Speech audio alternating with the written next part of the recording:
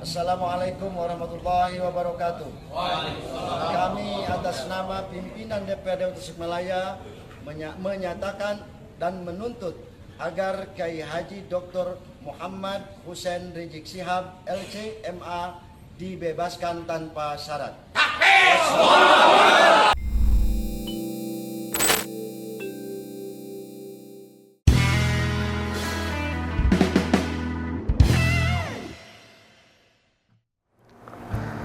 Selamat malam para mantan, selamat malam untuk semua kalian yang pernah salah kirim WA. Niatnya mau kirim WA ke gebetan, tapi malah kekirim sama mantan. Waduh, itu kacau banget ya. Nah, kalau ngelihat video yang tadi, video DPRD Tasikmalaya membela Imam Baliho dan menuntut agar dibebaskan dari kasus hukum yang menimpa dia, bagi saya ya ini salah alamat gitu, kayak orang salah kirim WA lah gitu, berantakan gitu. Karena apa? Karena DPRD itu kan fungsinya untuk membuat sebuah kebijakan bersama-sama dengan kepala daerah setempat. Kemudian dia juga membuat anggaran dan bersama-sama dengan kepala daerah setempat, lalu membuat pengawasan. Itu fungsinya. Jadi kalau kemudian hari ini ada ke DPRD membela seorang narapidana, apalagi itu bukan bagian dari warganya gitu, jauh banget lah orangnya gitu kan. Imam Baliho itu orang Petamburan gitu, dan ini DPRD Tasikmalaya, jauh banget gitu. Kalau bertetanggaan itu mungkin masih ada kemungkinan salah paham gitu mungkin, tapi ini kan jauh banget gitu. Dan ya itu nggak masuk akal, bener-bener salah alamat. Setelah saya lihat orang-orang ini dan saya perhatikan gitu ya, saya googling lah nama-nama orang ini dan muncul ternyata orang-orang ini adalah orang dari perwakilan PKS, P3 dan PAN. Dari partai Islam semua. Dan ini menarik, saya punya analisa soal 2024 terkait 3 partai ini menurut survei terbaru SMRC. Nanti saya bahas. Tapi saya mau lebih dulu akan masuk kepada sebuah kesimpulan atau analisa kenapa mereka anggota DPRD ini justru membela Imam Baliho meskipun itu bukan bagian dari tugasnya. Kenapa? Ada 2 kemungkinan. Kemungkinan pertama adalah soal kepentingan suara, dan kemungkinan kedua adalah kepentingan soal ideologi.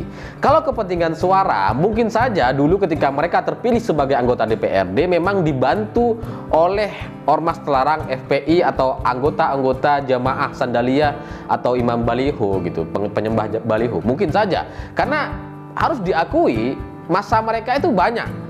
Cukuplah untuk membuat seorang itu maju dan berhasil menduduki jabatan DPRD, cukup gitu. Nah, kalau soal suara, ya itu kita nggak bisa pungkiri ya, karena memang itu saling saling membutuhkan gitu. Mereka mungkin sedang membalas jasa atau membalas hutang budi yang sudah diberikan oleh orang-orang ormas FPI setempat gitu. Ya mereka cari aman aja, karena nantinya ketika mereka mau maju lagi, pengennya ya didukung lagi dan pengen terpilih lagi. Itu tujuan utamanya. Kalau itu yang terjadi, ya kita anggap biasa aja lah gitu ya. Dalam politik ya banyak cara, jalan pintas untuk menuju jabatan gitu. Ada banyak cara. Tapi kalau kemungkinan kedua yang terjadi, kemungkinan soal ideologi, ini bahaya gitu. Karena kita jadi teringat dengan DPRD Cirebon. Jadi di Cirebon ada lagi sebuah video anggota DPRD Cirebon menyatakan deklarasi setia terhadap NKRI, menolak terhadap komunisme, PKI, lesisme dan seterusnya. Tapi mereka menghapus tulisan soal khilafah. Mereka nggak mau menolak khilafah. Jadi ini apa ya? Dalam kata lain, mereka itu pro terhadap khilafah gitu. Meskipun di sisi lain dia juga menyatakan setia terhadap NKRI. Itu berbahaya sekali. Saya dulu pernah diundang dengan beberapa elit partai begitu dan membahas soal ini, karena mengerikan sekali gitu. Partai politik sudah disusupi oleh orang-orang yang pro terhadap khilafah. Itu berbahaya gitu, dan mungkin orang-orang pusat nantinya bisa kaget kalau di daerah kader-kadernya itu sudah pro terhadap khilafah dan anti terhadap Pancasila gitu. Nah, kalau yang kemungkinan kedua terjadi, ini mesti dievaluasi oleh pimpinan partai, dan mereka harus turun ke daerah gitu untuk menganalisa apakah yang terjadi di lapangan ini hanya soal kepentingan suara, hanya lip service saja, hanya balas budi, atau ya sekedar hura-hura aja, atau ada kepentingan ideologis yang melatar belakangi mereka. Kalau ini ada unsur ideologinya, bahaya gitu, harus dipecat, harus selesaikan orang-orang ini. Nggak boleh lagi ada di DPRD. Itu menurut saya. Nah, sikap partai bagi saya penting terhadap komitmen yang benar terhadap NKRI. Jangan sampai ada orang DPRD gitu, pejabat daerah, pejabat, tapi kemudian pro terhadap ormas terlarang yang sudah dilarang oleh pemerintah sendiri. Ini kan lucu gitu. Kemudian soal meminta agar Imam Baleho dibebaskan, itu juga bagi saya apa ya, nggak masuk akal gitu. Karena pejabat-pejabat ini baru DPRD dan mereka sudah mau melakukan intervensi hukum. Kalau DPRD saja sudah bisa sebegitu apa ya, arogansinya, bagaimana kalau mereka naik ke DPR dan punya jabatan yang lebih tinggi? Jadinya mau semena-mena dan nggak mau ikut aturan, pokoknya nggak mau dihukum, udah salah ngegas lagi. Ya ini orang-orang ini nih, sama kayak orang kalau ngutang, yang punya hutang justru yang marah-marah gitu kan, sering kayak gitu. Tapi hikmahnya bagi saya, bagi kita semua, kita jadi tahu bahwa nampaknya Imam Baleho dan jamaah Sandaliyah begitu ya, katakanlah begitu, mereka benar-benar sudah nggak punya logistik. Mereka udah benar-benar kehabisan cara untuk melakukan aksi atau mendukung agar imamnya itu dibebaskan, Imam Balehonya dibebaskan. Karena dengan mereka datang ke DPRD, dengan menunggangi DPRD, ini kan artinya logistik mereka emang udah tipis banget gitu. Kalau masih banyak, mereka akan datang ke Jakarta dan bikin perkumpulan massa yang besar seperti penyambutan di bandara dan Petamburan dan sebelumnya gitu. Pasti bisa mereka lakukan. Tapi karena logistiknya sudah habis, rekeningnya sudah diblokir, Imam Balehonya ditangkap, imam sandalnya sudah ditangkap juga, udah nggak ada yang bisa komunikasi, bohir-bohirnya juga udah pada kabur, udah nggak mau tanggung jawab. Ya inilah yang terjadi. Mereka hanya bisa menimbulkan apa ya, kontroversi, sedikit kontroversi di media, dan dianggap semoga bisa mencakup secara nasional. Kemudian mereka juga menggeruduk Balai Kota Bogor. ini cerita lucu lagi, karena menggeruduk Balai Kota Bogor itu mungkin butuh sekitar 1.000 orang lah ya, nasi bungkusnya kali 1.000 ya lumayan murah gitu, murah konsumsinya ya, murah harganya gitu. Jadi tapi mereka sudah bisa menekan seorang Bima Arya. Dan setelah itu ada cerita lagi, karena mereka berhasil bertemu dengan Bima Arya, perwakilan mereka, dan menuntut agar Imam Baleho itu dibebaskan. Jawaban Bima Arya lebih lucu lagi, karena apa? Dicuekin gitu. Jawaban Bima Arya malah, saya akan tetap menuntut seluruh orang yang melanggar protokol kesehatan. Artinya apa? Mereka yang sebelumnya begitu sangar, begitu arogan, nampak sekali bahwa mereka ini berkuasa di negeri ini meskipun bukan siapa-siapa begitu. Katanya dulu pengen menjatuhkan presiden, ingin mengepung istana dan seterusnya. Ini ngelawan wali kota, gak mampu, malah diketawain. Waduh, saya seneng banget gitu. Orang-orang yang sangar tuh akhirnya dipermalukan betul lah ini gitu. Kalau soal, ada saya juga banyak komentar gitu, banyak komentar bahwa katanya penangkapan Rizik itu politis, katanya ini politik kata dia, kata mereka. Ada banyak komentar seperti itu. Ya mungkin saja gitu.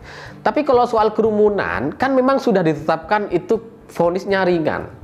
Katakanlah itu politis, tapi kan belum pernah ada orang yang melakukan event secara terbuka dan memprovokasi massa untuk berkumpul di tengah pembatasan sosial seperti sekarang gitu, seperti kemarin. Sekarang kan sudah nggak terlalu. Nah, kalau ada dan kemudian ditangkap dan vonisnya ringan, itu sudah masuk akal gitu. Vonisnya Rizik ini kan sebenarnya, vonisnya Imam Baleho ini kan sebenarnya Agustus sudah selesai gitu, dia sudah bisa bebas. Tapi karena dia melakukan kebohongan publik terkait hasil tes, hasil swabnya, ya itulah kemudian yang dituntut 6 tahun penjara gitu. Ini beda kasus lagi. Pembohongan publik itu setara dengan apa ya? Penipuan gitu. Penipuan 212 Mat, penipuan first travel, penipuan pohon kurma, rumah-rumah yang lain itu sama, ini penipuan gitu. Jadi wajar kalau kemudian dituntut 6 tahun penjara, bukan soal kasus virusnya, tapi ini soal penipuannya. Makanya lama tuntutannya gitu. Nah, kalau dari saya semestinya kalian itu bersyukur gitu, karena dituntutnya untuk kasus hukum yang tidak terlalu aib-aib banget gitu. Kan lumayan kalau soal kasus kebohongan swab, kan masih keren-keren dikit lah. Bagaimana kalau yang diproses hukum kasus chat porno misalkan, kasus kebohongan 212 mat investasi gitu kan. Ini kan jadi ya kasihan, atau kasus penarikan donasi kapal selam. Itu kan bisa apa ya, beragam. Dan kalau soal Imam Baliho, bagi saya seperti ini deh. Orang ini kan masuk penjara sudah beberapa kali, ini sudah 3 kalinya gitu. Dan kasus hukum yang menimpa dia itu bukan cuma ini, ada banyak gitu. Banyak banget. Dan kalau dia diproses hukum karena menghina Pancasila, menghina Bung Karno, menghina Bank Indonesia, betapa malunya gitu. Jadi masih untung kalian hanya diproses hukum soal kasus tes swab pembohongan gitu. Masih untung. Harusnya kalian bersyukur gitu. Jangan malah protes, malah minta mengatakan ini politis dan diminta diproses hukum yang lain. Jangan gitu. Kalau proses hukum yang lain bisa tambah malu, bisa tambah lama hukumannya gitu.